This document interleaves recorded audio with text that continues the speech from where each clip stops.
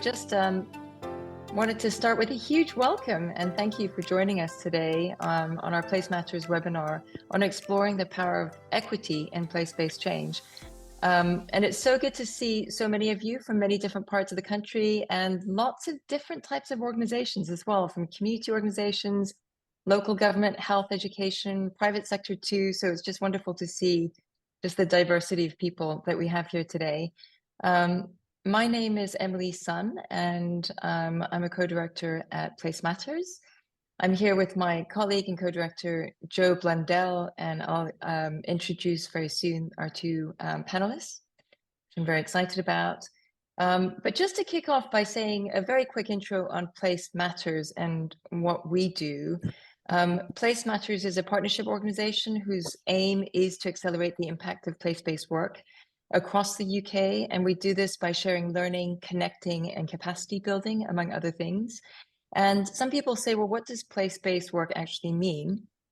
By that, we mean transformational improvements at place level that are led and defined jointly by people and communities living in that place. But the changes are brought about through a collaboration between the community and various sectors that all need to come together to make these changes happen and sustainable. So that's kind of in a big nutshell what we mean by place-based change. And we recently co-authored a paper on centering equity and place-based change for systems transformation. And we co-authored that with three other global organizations. One is one of our partner organizations called Tamarack Institute, a learning center for place-based collective impact work in Canada. Another was Collaboration for Impact in Australia. And the fourth organization we co-authored with was, or the third, Inspired Communities in New Zealand. So it's really fantastic to get all those different perspectives on centering equity in place-based work across 4 different countries. And just to share a quote from that paper, one of the things we noted, and I think Liz Weaver wrote this part of the paper, we feel that equity challenges us to consider the inclusion of those most impacted by the systems in need of transformation, deeply understanding the problem from the perspective of individuals with living experience of the place, often lays bare the significant inequities that sit within and between local communities, and more often than not, uncovers radical and unforeseen opportunities for change as well. So just wanted to highlight that as a backdrop to why we think it's so important to think about equity in the context of place-based work. And we also recognize that doing that will, it really challenges dominant ways of working. And we need to consciously create new ways of understanding and working across the entire system within a place. So hopefully today we'll talk less about the theory and more about some practical examples of how this might and how that has happened and how it might happen even more in the future. And we recognize that many of you, or probably most of you, bring yourselves some fantastically rich experiences of place-based change as well. I think we've got some background noise. If we can all just mute ourselves, that would be super helpful. So let me go to the fun part of introducing our panelists. First, I'm really delighted that Ritika Kurup is here with us. She's based in the US, and so thank you for getting up so early, for being with us, Ritika. And she is an expert really in collective impact or place-based change, as we say more often here in the UK. She's got deep experience in leading several national and community level organizations and coalitions to deliver measurable results, both in the US and India, and is now a consulting practitioner. And Ritika works with teams and coalitions to translate their social justice vision into equitable practice. And very recently, she was a senior director at Strive Together, which we'll talk a little bit about today, but many of you are already familiar with, where she established their data and learning division and served as their key strategist for the launch of their race equity work. So really delighted to have Ritika and all her experiences here with us. Lela Kogbara was a senior leader in the UK public sector for about 25 years. About a good chunk of that was with the London Borough of Islington, where she was also assistant chief executive until 2016. She then worked with NHS England, Department for Education, among others, but was most recently one of the directors for Black Thrive Global, and really helped establish that organization, which again, we'll talk a little bit about today, and many of you may have heard of already. And we're delighted that she's now very recently joined us as a co-director at Place Matters. So with the introductions, we're going to move very quickly on because we've just got a bit less than an hour with you and a lot to share. But we will be taking questions at the last sort of 10, 15 minutes of this hour. So please do put into the chat as we go along all the questions that you have. And then if you like somebody else's question and want to know the answers to the same question, just put an emoji, thumbs up or something next to it. And Joe Blundell, also from Place Matters, will do a sort of summary of the most sort of most often mentioned questions at the end. So with that, really looking forward to jumping into the first bit of this. So I'm going to come to Ritika first, and sorry, Lela first actually, and just ask, what does equity mean to you, particularly in the context of place-based change? Lela, should I come to you first? Thanks, Emily. Hi, everyone. Good to see you here. Some familiar faces as well. I'm going to, rather than focus on theory, I'm going to focus on, in a way, my personal experience, what has kind of makes this important for me. So I've been a carer for my brother for 37 years, and he was diagnosed with paranoid schizophrenia many years ago. And the thing that I noticed after many years of juggling and struggling with the system, it was only when I saw the context for Black people, I hadn't any perception of my experience as a racialized one, but understanding the context, understanding the research made me realize that this was a systemic issue. It wasn't just a one-off experience. It wasn't just my experience, but there were a lot of people who had the experience, which I had no consciousness of. And also, I think that the significance of relationships in a locality and how those shape outcomes. So depending on where he's been, what the services are, who the people are that are running the services, what the policies are of the particular local authority or NHS, National Health System, has a significant impact on what's possible, what is done, and how he feels and how well or not well he has been. So for me, that idea that actually that is what shapes your experiences, as well as the wider set system around racial justice and so on. So for me, that's one of the drivers for me of focusing on equity and place-based change. Thank you, Lela. How about you, Ritika? What does equity mean to you in this context? Hi, everybody. Thank you for having me, Emily and Lela. It's nice to be with everybody. For me, equity really means that your identity, whether it's racial, economic, your gender identity, ethnic identity, any of your identities do not decide your outcomes in life, which we know is currently not true because based on how people are racialized, their ethnicities, I know that it's true all over the world and definitely true here in the US that your outcomes differ. And it's not just the outcomes, right? Because it starts way back, like Lela so eloquently pointed out, it's the opportunities. What are the opportunities people have based on their identity is the issue. So for me, equity is of course, different from equality. It's not same treatment, but it's fair treatment based on how you're positioned and your positionality in society. Super. Thanks, Ritika. And actually, especially recently, as we know, with world events, there's been a lot more talk and intentionality to bring equity to the fore of work across many, many sectors.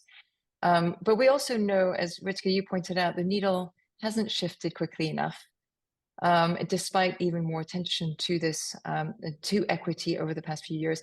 And I'm just wondering, before we talk about some really good examples of good practice, let's start with some of the common challenges and why you think it is so difficult to bring about equity into systems and place-based change.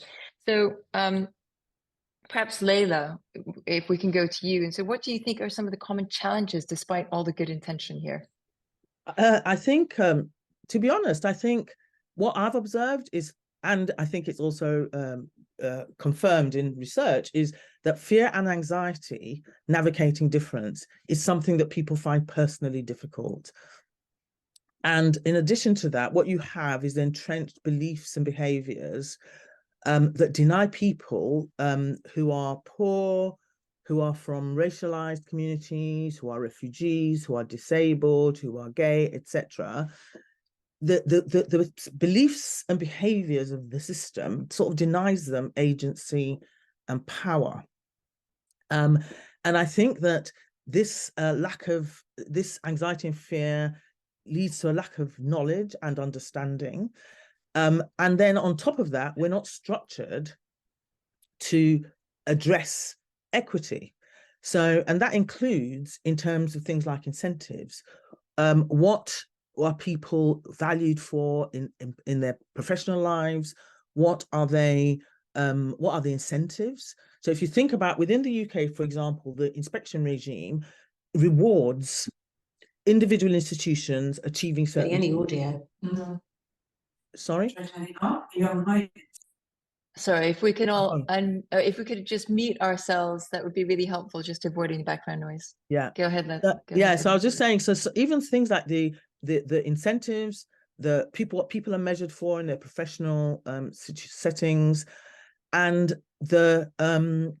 we don't take account of different parts of the community when we think about power empowerment and who has power and who doesn't. And power is often seen as an either or rather than both and. And so often people think that they need to hold on to power and rather than increasing the total power. And what I mean by that is people think that if I give up my power, then what will I do? Who will I be? But actually, I think you can have a total increase in power. So I absolutely see no reason why the system shouldn't have a lot of power, because it has the democratic responsibility and all sorts of things to make change happen. And then the other thing I would say that is a challenge is that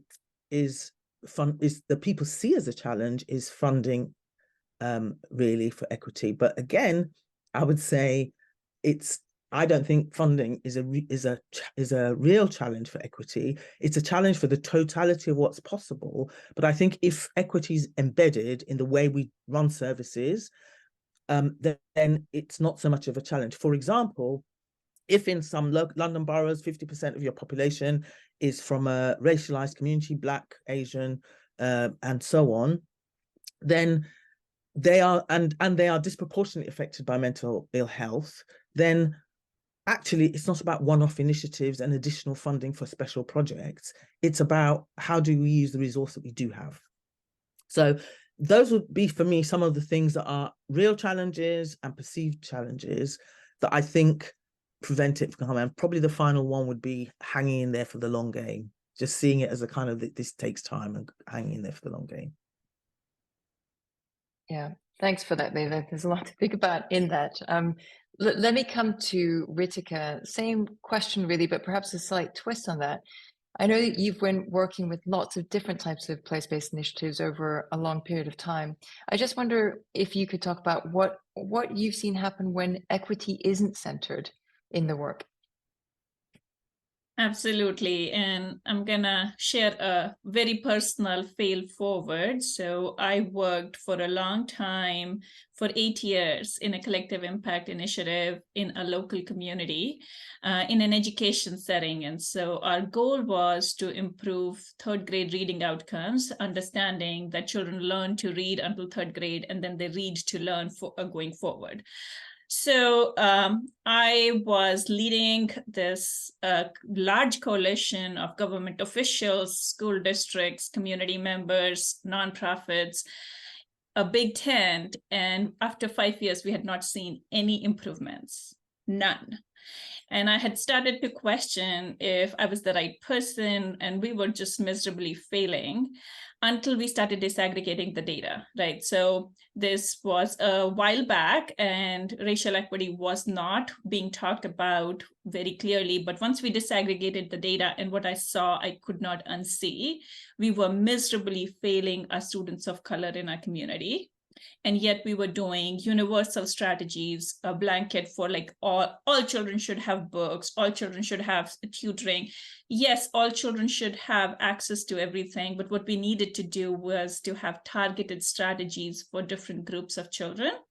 And so a concept that I have really come to accept and embody is targeted universalism. It's from John Powell at UC Berkeley here in the US.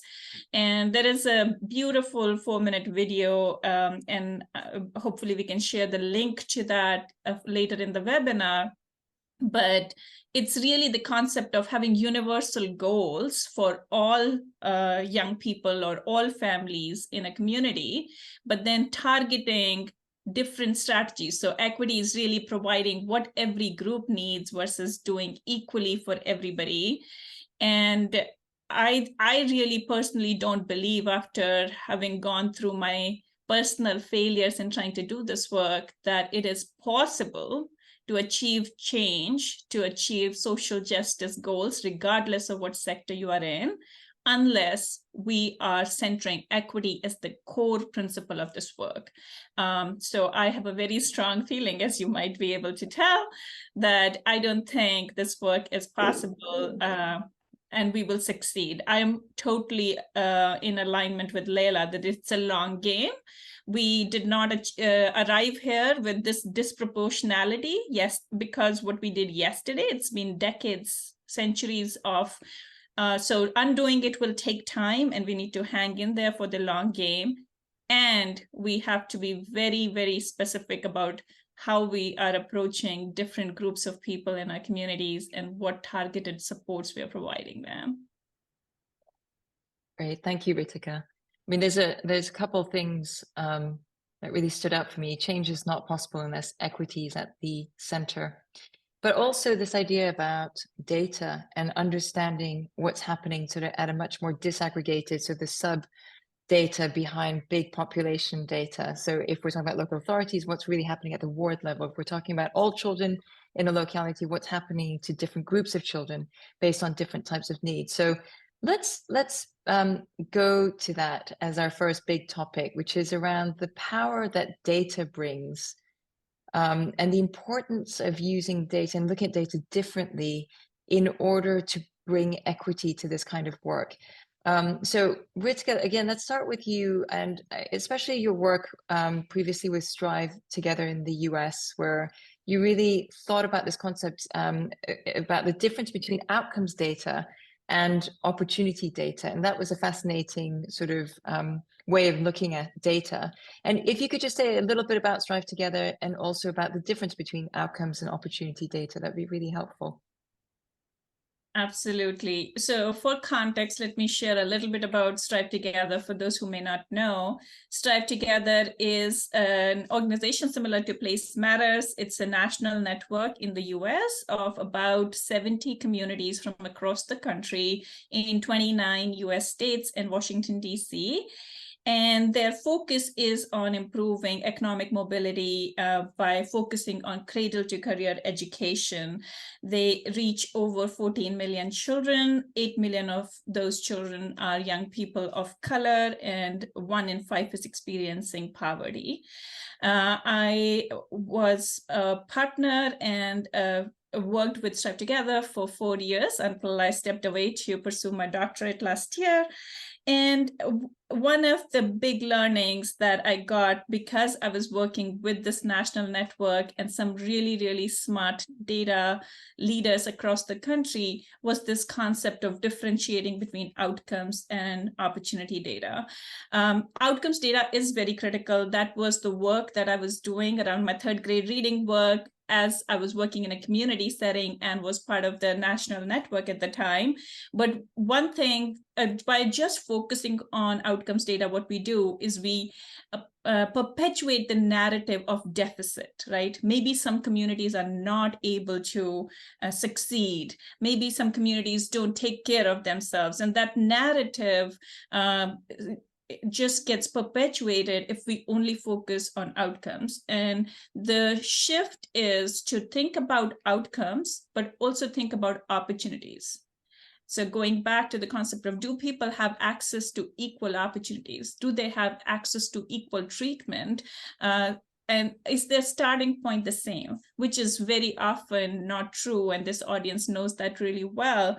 But the opportunity data is really the other terminology that we were using at Strive Together, and they've continued to pursue that work, and actually it was written about in the Social Innovation Review that we can share a link to, is systems indicators. So if equity, like Lela noted, is a systemic issue, then how do we hold accountability in our systems without, instead of just focusing on young people or families or people of color? And so the combination of outcomes and opportunity data was a shift that I learned about as I worked in my last role, and I think is really a game changer if we really want to think about systems change in a place. That's great. Thank you so much. And it sounds like if you were to have to sequence it, looking at opportunity data and really understanding what that looks like before going to define outcomes data could be really, really helpful. So thanks just for that.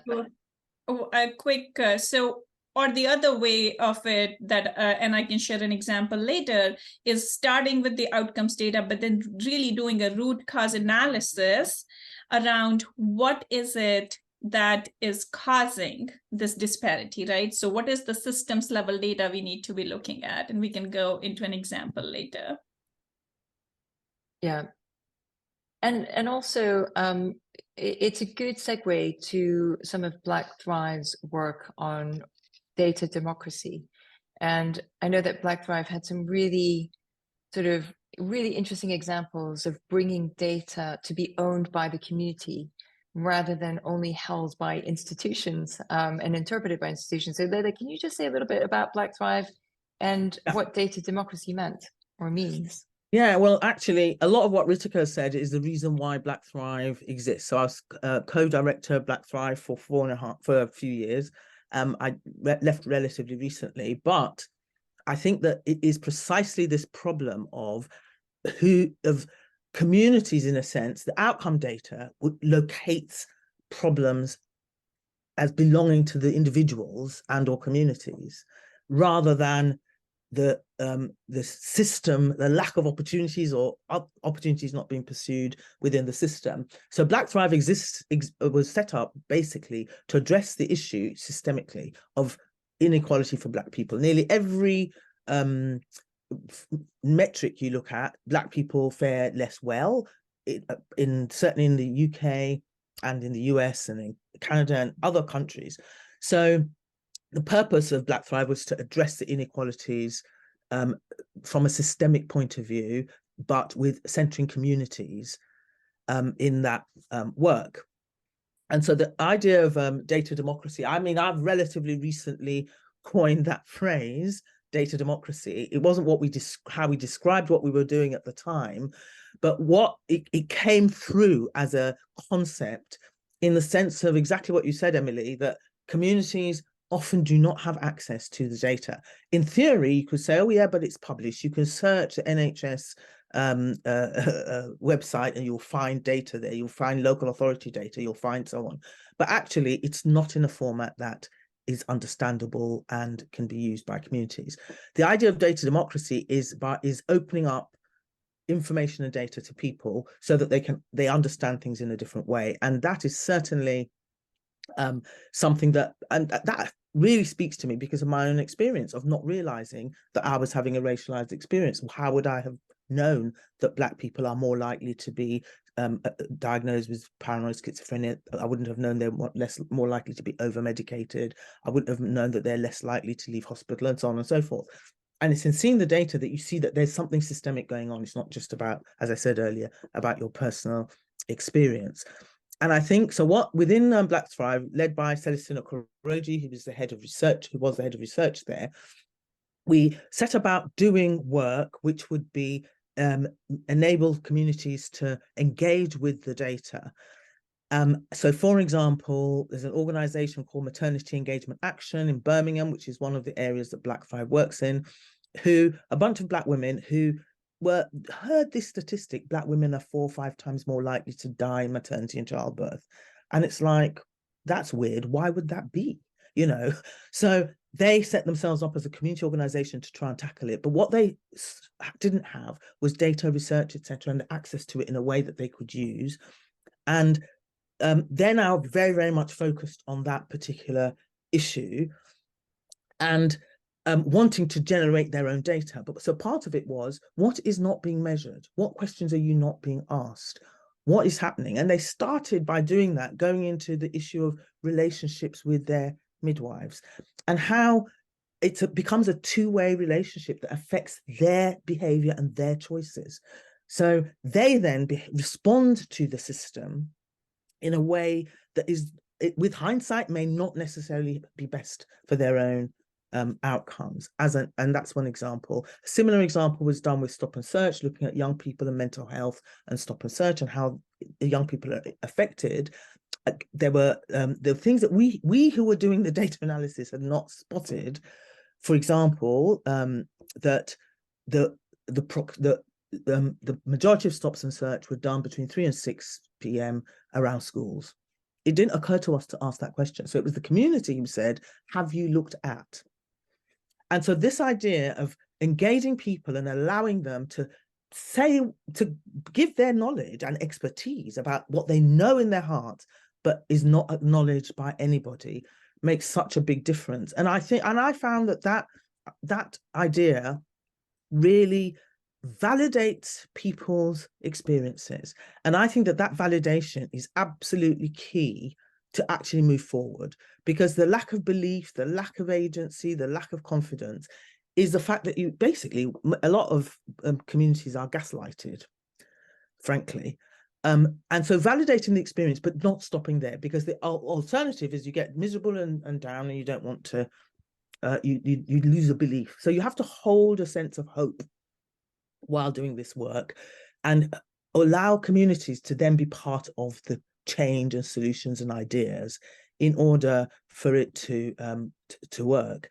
And the other thing that Black Thrive looked at was the repurposing of system data for addressing the issues. So looking at the same data that the system had, but thinking about it from an equity lens for themselves in a particular place.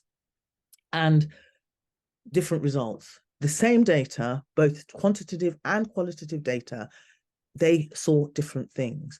They saw a cry in the mental health system, for example, saw a cry for liberation, freedom. Those were some of the words that were coming up that were not picked up in the conclusions of systems, who then went on to say, we've consulted the community, this is what they said, and this is what we're going to do. But it did not take account of, it didn't see some of the things that were in the data because of who was making sense of it. And so I think that the idea that we see things as we are and not as they are. So therefore, you know, the importance of that sense making together with communities. I could go on and on, Emily, but I'm conscious of time, so I'm going to stop there. Thanks for that. Those are great, powerful example. Like Ritika, go ahead. Yes, that's a powerful example, and I want to build on what Lela said. So it's so moving to me, different context, right? 2 different countries, and then your example is from health.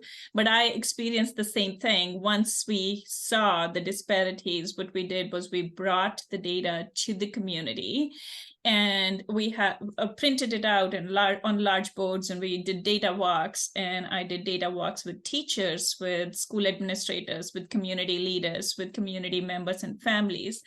And the way families were making meaning of that data was so different than how all the professionals were making meaning of the data. So for example, when we ask the question about what is causing young boys of color to not succeed at third grade reading, the teachers had all kinds of analysis around not being able to sit in a spot and behavioral challenges. And some of that was true, right? But when we went to families, what we learned was the bus was not showing up, and so their child was not in school. Transportation was an issue. Asthma and lead exposure is an issue. And so the reality, the root cause of the health and the transportation and all the other systems that are intertwined and how they were impacting their child's success was so different from a family's point of view versus from the professionals. And so this idea of making data accessible and then bringing in the people whose data it is to make sense of that data is so very critical. And, like Lela, I could go on and on with examples with COVID, but hopefully we'll have time to get into those later. But Lela, thank you for sharing. That is a really moving example. Yeah, and thank you both. And that I love that quote. We see the world not as it is, but as we are, and we can't help that. And therefore, the importance of bringing communities together with all the other sectors that are important in doing this collaboration work to see the world together and to share our different perspectives of the same elephant. So thank you for that. And it'd be really great now to sort of shift over a little bit to sort of say, once the community groups and others within that system can start looking and understanding the world and the issues and opportunities in a more common way, how, what are some things that both community organizations and other groups, funders, health, education, local governments can do to sort of build up that collaboration in order to really make equity and equitable results happen across that community? So I guess more into this practice of how can collaboration really happen from that point onwards? And it'd be really good to just learn from some of the examples that you've been involved with that you can share. And what was it that struck you about that example? And Ritika, maybe we can come to you first. Yeah, so what several of my colleagues in the US, so I do not know who's the originator of the quote, says, collaboration works at the speed of trust.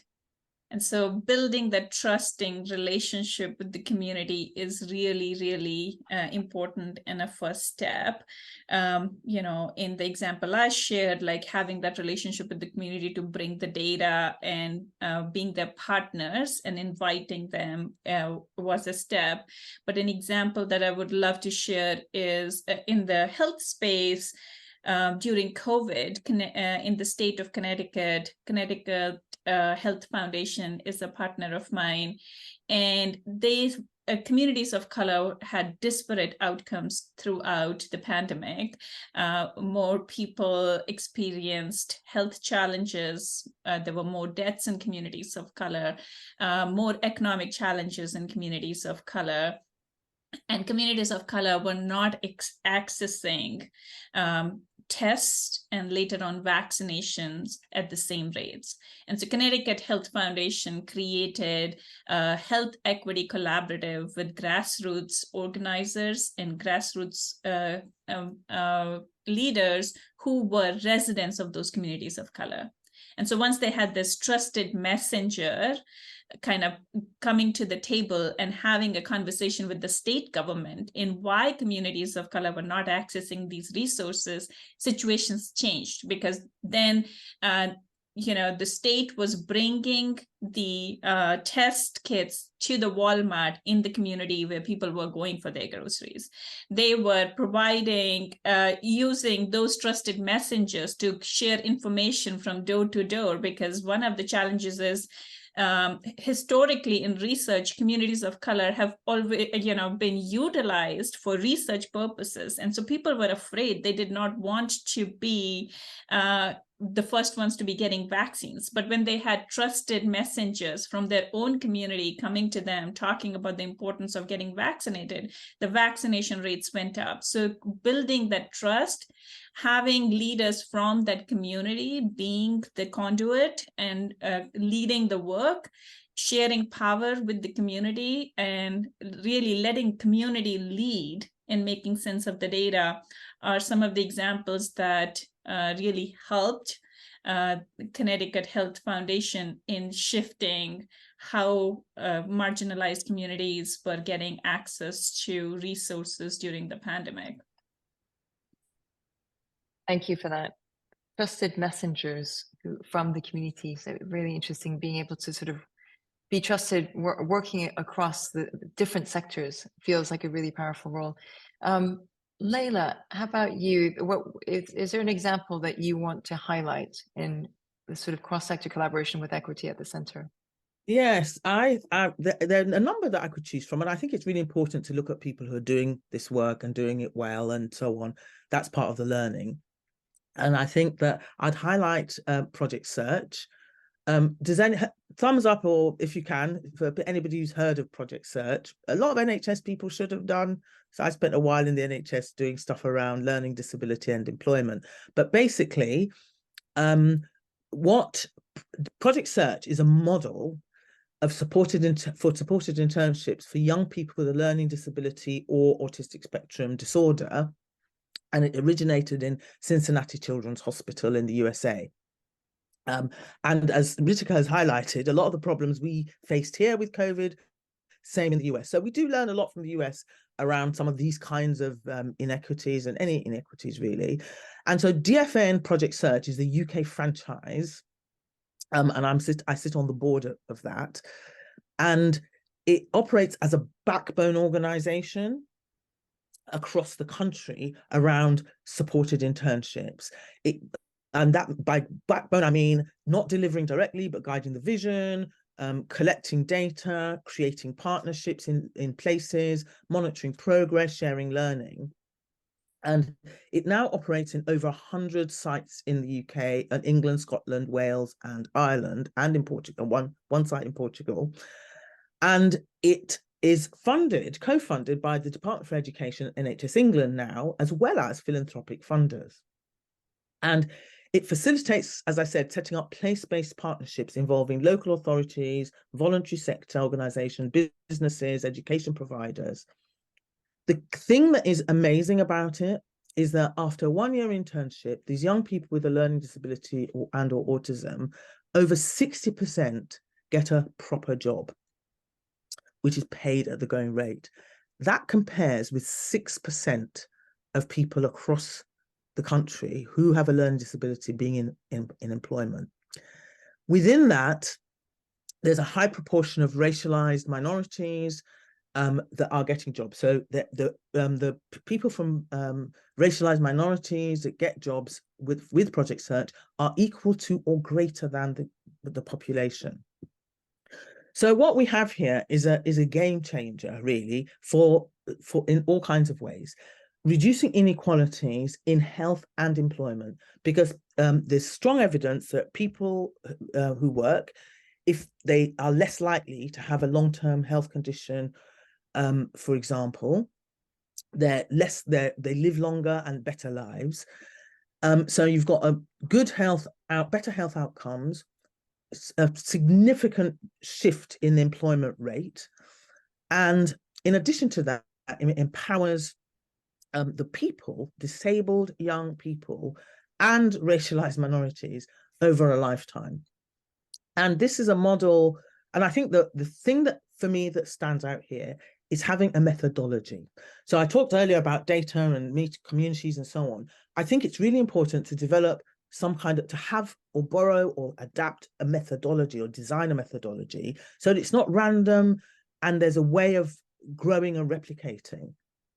And you've then got co-funding at a national level and statutory systems co-funding with the philanthropic sector, local partnerships, data and learning, and so on. And so there is something about the focus on getting results and working in partnership that just works. So it's effective because of the method that is used. It's not just, and as well as the people, of course, but it's not just individual people doing whatever they think may or may not be a good idea. So that's one of the reasons why I would highlight that. And the fact that it works across health, education, businesses. The businesses have very, very positive feedback. So Royal United Bath Hospital, I think, has got now over 50 people who've been employed directly, full-time, who have got learning disability, doing the work that nobody ever thinks people with a learning disability can do. That includes working in the laboratories, working in the sterilization services, working in admin, and so on. And so hopefully, there's a chat in the chat is a example of DFM Project Search, and they've got loads of data which shows the result, the sectors that people get the jobs in, the ethnic outcomes for different people from different ethnicities, and so on. Absolutely crucial. But also the other thing I think is the need for an organization that is not delivering to actually hold the ring. I don't think it is possible to get this kind of change happening across the country and in other countries at scale unless you have some kind of backbone, an organization that holds the ring and supports the system, the systems in different places, but the system overall as well, making sure there's a fidelity to the model and that kind of thing. And it's a really interesting model in the sense that while there is kind of a framework of working that kind of is replicated across now 150 locations in the UK and more than 300 in the US, each location, place-based collaboration, will have to interpret that framework and methodology for themselves and their context and what their strengths and assets or needs really are. So it's slightly different interpretation, but within a framework that's common, exactly. Which then builds up, like you're saying, to a really powerful national movement. And they've been quite successful at talking to the Department for Education, Department for Health, around some of the things that can happen at the more national level to support this movement. So it's a great example of sort of joining the dots across what's happening in place with regional, national things happening. And it reminds me actually of the example that we talk about a lot of one of our partner organizations called Tamworth Institute in Canada, which started working with 12 communities wanting to end poverty 20 years ago. And now they work across 400 communities across Canada. And that sort of movement of so many communities working together on a common journey, but not the same journey, because each journey is very much about their own place. But that the voice they've been able to have amplified through coming together as a network has really influenced both provincial and federal government policy around poverty. So that it's just a fantastic example of what can happen when these things can be coordinated together. But thank you both very much for that. Ritika, is there anything else that you wanted to add before we go on to Q&As? No, that example is really inspiring. And I was reminded of, what are the commonalities for this network at Strive Together, right? 70 communities. So there's definitely places informing how the national movement is building, but there is that network effect. And that's why these national movements are helpful, because then we can amplify the voices of what is working in place to lead to this. And so Strive Together uses a theory of action to, so Lela was talking about a methodology, but a theory of action, which recognizes that context is different and context needs to be part of place-based change. Yet there are some guardrails we can provide around how we are approaching it, right? So the 4 pillars of that theory of action are shared vision and some outlines in how communities might approach that, evidence-based decision-making, so use of data, but really what data, and I see a comment in the chat around that,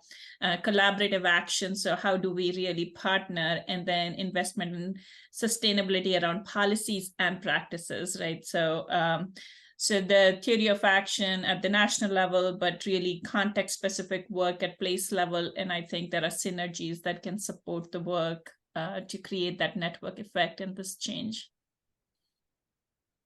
Thank you. Power of and the power of networks and network effects.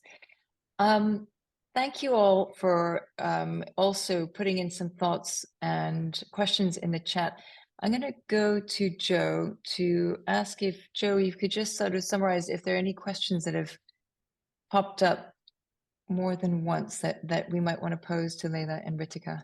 Yeah, I mean, I'll just sort of paraphrase a little bit some of the things coming through, but I think one of the things to pick up, and you've touched on it, so I think it's a case of building perhaps on with some of the detail, is the intersection between data and power, which I think you've talked about a bit. But I think on a practical level, how might you scale the sort of approaches you've talked around with data democracy? You know, Lela, you talked about sort of trying this in Black Thrive. What are your reflections on how we kind of scale across a community and across sort of nationally at a national scale?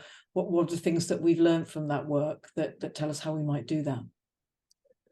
Yeah, well, actually, I think that there's a practice story for the Black Thrive data work on the Place Matters website. It might be worth sharing that because it just gives, and in a way, it's not part of, I think, what we're doing is pointing people in the direction of how to do it and to just get on with it. So when we talk about a scale, I would say that this conversation is part of our scale efforts, that people from here can take some of the resources and have a go, give us a buzz or send an email if you want a bit more or a chat. But basically, borrow it, take it, and run with it. But I would say that for me, one of the scale issues that's really important is how we speak to the top level of the system, as well as local government, regional government, central government, national health systems, and so on. So I would say that something like Project Search really got going once the DFE and NHS England thought that it might work and it might be a good idea. But that was from a long time. Similarly, individual placement support, which is about employment and mental health, has really taken off. So now funded by NHS England and Department for Work and Pensions. So I think for me, there's something about using this work as a basis to convince the people with the power and the levers to actually embed it as part of the way they do business, so that it becomes business as usual. And that's one thing. But I think as Ritika talked about in terms of the frameworks, share the frameworks. So the frameworks are available, generally published, and people can have a go. And if it doesn't work, check out, ask the people who started it why not, and so on. So I think there's something about leveraging change at a national level. I'm quite in favor of making things compulsory, actually, but not everybody agrees. And I also think the inspection regime, that's a big issue for me. I think the way in which the Care Quality Commission in the UK and Ofsted, for example, the way in which if they change their inspection to have a better focus on equity, and I know Care Quality Commission has done quite a bit of work around this and mental health recently, that would be a game changer as well.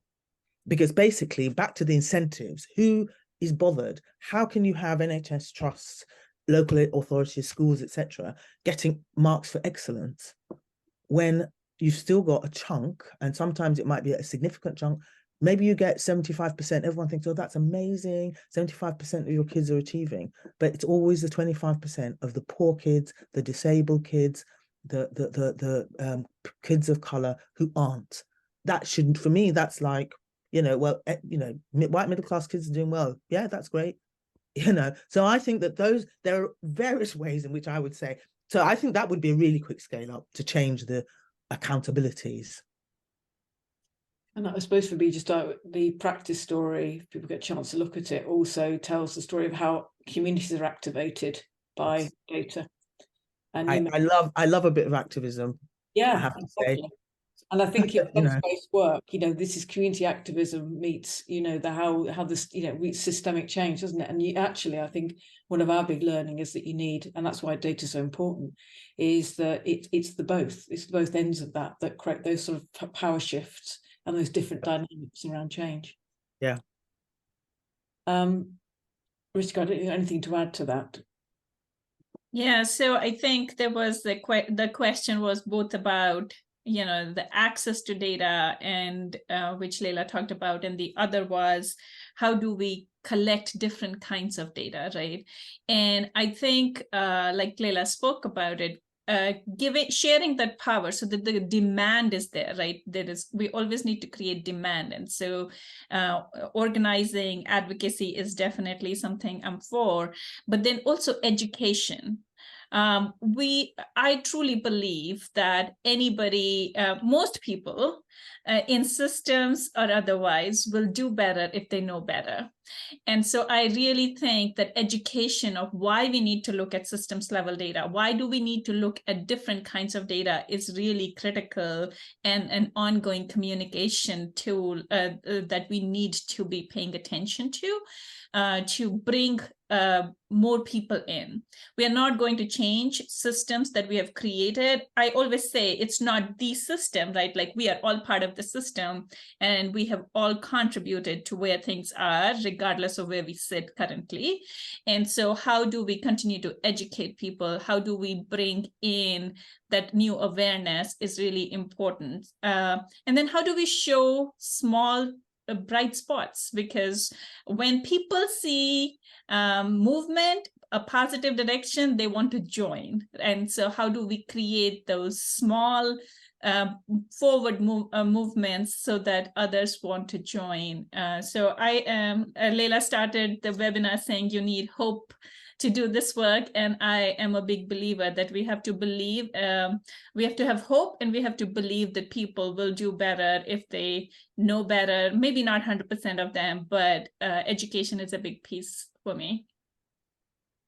That's great. I think there's a couple of the questions and comments are really building on that, we've got to, when we look for data and we empower people, we've got to actually, action has got to follow. Otherwise, it's an incredibly frustrating thing. So in the way that there's a responsibility, isn't there? In the way, if we then delve deeper, we own a responsibility for making sure action follows. And I think that is the point around power shifting. It's empowering as well as shifting. Yeah, and just to say that, Joe, there is so much evidence that most communities, whether disabled communities, poor communities, Black communities, are fed up. Yeah. Frankly, they give their data, they participate in focus groups, and then nothing changes. So in a way, don't bother starting if you don't intend to see it through. Yeah. The other sort of theme I think that's come through, and we may not have long enough to kind of delve enough into this, is what we measure and you've mentioned, just touching on the points you made around its outcome, its opportunity as well as outcome, Ritika, I think, and also making sure that we're looking at the root causes of problems. We're looking at, I'll badly paraphrase if I try to, Lela, but outcome data reveals the issue for the individual, and actually what we need to reveal the issues for the system. What thoughts have you got around what needs to change in the way that we perhaps measure or evidence what needs to change to those that we want to make the arguments to? What are the big things that we can do? So one of the biggest things for me is every time we look at outcome, if we're looking at disparity in health outcomes, we also have to do the root cause analysis and find what are the system level data that are producing this outcome for whether it's any group of people, right?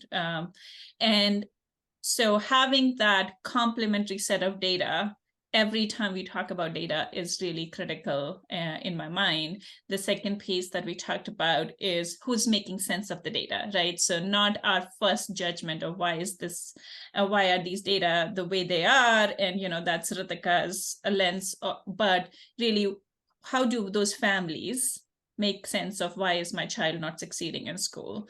And so getting having two sets of data, the outcome and opportunity data, bringing it to the people who are impacted by that data and inviting them to make sense of it, and then really committing to action, both at policy and practice level, right? This is not, systems change is not going to happen if we're only going to try to do programs, and we need programs and we need policy shifts. So those are my 3 points.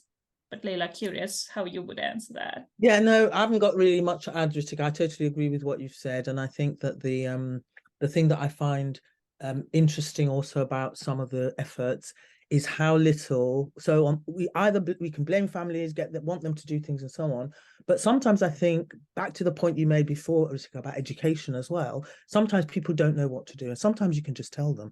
And sometimes I think we overcomplicate things. So it's like most people do not, in the UK, for example, most parents don't realize that their child is measured at the age of 4 or 5 about, for early years foundation stage, for example. And they don't understand why is it that some groups of children, African and Caribbean children, for example, might do less well at that particular point. Well, actually, they don't know what they're measured on. If you knew what your child is going to be measured on, and some of the things that they'll be measured on, you can change the way you have, what conversations you have, what games you play. So yeah, so I just think that there's something about data and education and learning that is a definite two-way process, and that there's something about together that I think is so important, looking at it together. And I think there's a really interesting set of comments and questions. Rebecca, I think you mentioned, and there's another question from Charlotte about how we can change those power dynamics in terms of data. And it reminded me actually of a great example of the community assemblies in Birmingham, again, part of the Black Thrive initiative. But this was a really interesting way to talk about data and do some root cause analysis across the community by making it a community space into which the police, local authorities, health, education were invited. So it was the space that was really owned and hosted by the community, sharing data and talking about the data rather than the other way around, which is how it usually is. So there was that change in dynamic was really quite tangible in the room, and people, and I think it sent a really clear message to everyone that the community was owning and really interested and engaged in their data and making sense of it together with those in the system. So I think there's no one silver bullet to this. There's just examples of different things that communities and other groups have done, which I think we can share and hopefully learn from. Is there time for one other question here? We have one, so possibly not. Right. So, and there's a question about some other resources, which we after this, we'll send a recording out, but also we'll do a review of all the resources. And if there's any others that we can add, we'll certainly send those out to you. But just wanted to then, in the last seconds we have, really thank everyone for being here today, but very much thank Lela and Ritika for sharing all those great insights and nuggets. And I can't help it but end with a quote that I love about hope from the previous president of Czechoslovakia called Václav Havel, who said that for him, hope isn't the belief that something is going to turn out well, but it's the belief that it has to be done regardless of how it turns out. So everything that you said really reminded me of that wonderful quote and how far we can go if we keep at it. But just wanted to, again, thank everyone, especially Lela and Ritika, and we hope to see you at another event soon with us at Place Matters. Take care, everybody. Thank you, Emily, as well, and thank you, everybody. It's great to see you. Thank you.